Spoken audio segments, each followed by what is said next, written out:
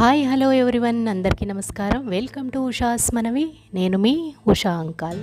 ఈరోజు మనం ఎంతో ఆరోగ్యకరమైన వంటకం అనేది చేసుకోబోతున్నాము.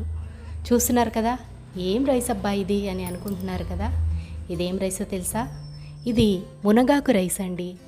అసలు టేస్ట్ అయితే ఎంత బాగుంటుందంటే, చింతపండు పులిహోర తిరుపతిలో దేవుడి ప్రసాదంగా తీసుకుంటే మనం ఎంత రుచిగా ఉంటుందో అంత రుచిగా ఉంటుందండి. 100% నేను నిజం చెప్తున్నాను. ఎన్నో రకాల పోషకాలున్న ఈ మునగాకుతో మనం రైస్ అనేది ఎలా చేసుకోవాలనేది ఇప్పుడు తెలుసుకుందాము. ఈ రైస్ కోసం మనం ముందుగా ఒక పొడిని ప్రిపేర్ చేసుకోవాలండి. దానికోసం 1 స్పూన్ ధనియాలు తీసుకున్నాను, ఒక 3 ఎండుమిర్చి కూడా తీసుకున్నాను, అలాగే ఒక 1/2 స్పూన్ జీలకర్ర కూడా తీసుకొని దోరగా సన్నని మంట పైన వేయించుకోవాలి.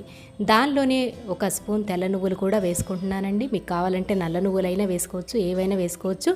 ఇక మిర్చి అయితే మీరు మీ కారాన్ని బట్టి వేసుకోండి. కావాలంటే ఇందులో కొద్దిగా మిరియాలు కూడా యాడ్ చేసుకోవచ్చండి.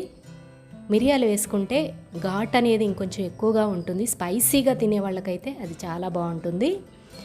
ఇవి బాగా వేగిన తర్వాత ఒక గుప్పెడు మునగాకులను నేను వేసుకున్నానండి. ఈ మునగాకుల్ని చెట్టు నుంచి కోసుకొని శుభ్రంగా కడుక్కోవాలండి. కొమ్మల్ని శుభ్రంగా కడుక్కున్న తర్వాత వాటిని ఒక పేపర్ పైన కానీ క్లాత్ పైన కానీ ఆరబెట్టామంటే మనకు 1 గంట తర్వాత ఆ ఆకులు మనం దూసే పని లేకుండా వాటంతట అవి చక్కగా విడిపోయి చక్కగా ఈనెలకు ఈనెలు విడిపోతాయి, ఆకులకు ఆకులు కూడా మనకు విడిగా వచ్చేస్తాయండి. ఈ విధంగా మనం చక్కగా వేయించుకొని ఆరబెట్టుకున్న తర్వాత వీటిని ఒక మిక్సీ జార్లో వేసుకొని ఈ విధంగా మెత్తగా పొడిలాగా చేసుకోవాలండి. కొద్దిగా రవ్వగా ఉంటుంది, పర్వాలేదు, ఇలా ఉంటేనే చాలా బాగుంటుందండి. ఈ విధంగా మిక్సీ చేసుకున్న తర్వాత మీరు ఎక్కువ మొత్తంలో చేసుకుంటే ఈ పౌడర్ని స్టోర్ కూడా చేసుకోవచ్చండి. ఏదైనా గాజు బాక్స్లో పెట్టుకున్నారంటే అస్సలు పాడవదు. బయట ఉన్నా ఏం పర్వాలేదు, ఫ్రిడ్జ్లో పెట్టుకున్నా ఏం పర్వాలేదు. తర్వాత మనం స్టవ్ పైన ఒక కళాయి పెట్టుకొని ఆయిల్ వేసుకొని ఆయిల్ కాగిన తర్వాత పోపు దినుసులు శనగపప్పు, మినప్పప్పు, జీలకర్ర, ఆవాలు వేసుకొని దీనిలో నేను ఎండుమిర్చికి బదులుగా పచ్చిమిర్చి వేసుకుంటున్నానండి. పౌడర్లో మనం ఎండుమిర్చి వేసాం కాబట్టి దీనిలో పచ్చిమిర్చి వేశాను. తర్వాత మీరు పల్లీలు కానీ లేకపోతే కాజు కానీ మీ ఇష్టము, ఏవైనా సరే వేసుకోవచ్చు. నేనైతే కాజు వేస్తున్నాను. అలాగే కొద్దిగా ఇంగువ కూడా వేసి దోరగా వేయించుకోవాలి. ఈ విధంగా వేగిన తర్వాత దీనిలో కొద్దిగా పసుపు, అలాగే కాస్త కరివేపాకు కూడా వేసుకొని మనం పులిహోరకి ఏ విధంగా పోపు పెట్టుకుంటామో ఆ విధంగా పోపు పెట్టేసుకోవాలి. తర్వాత మనం ముందుగా రైస్ని ఉడికించి ఉంచుకున్నాం కదా, ఆ రైస్ని ఈ పోపులో యాడ్ చేసుకొని ఒకసారి బాగా కలుపుకోవాలండి. తర్వాత ఈ రైస్కి సరిపడా సాల్ట్ను కూడా యాడ్ చేసుకొని మరొకసారి బాగా కలుపుకోవాలి. ఈ విధంగా బాగా కలుపుకున్న తర్వాత మనం ముందుగా సిద్ధం చేసి పెట్టుకున్న పౌడర్ని నేను 1 కప్పు రైస్కి 2 స్పూన్ల పౌడర్ని యాడ్ చేసుకుంటున్నానండి. మిగిలిన పౌడర్ని బాటిల్లో పెట్టుకొని స్టోర్ చేసుకుంటున్నాను.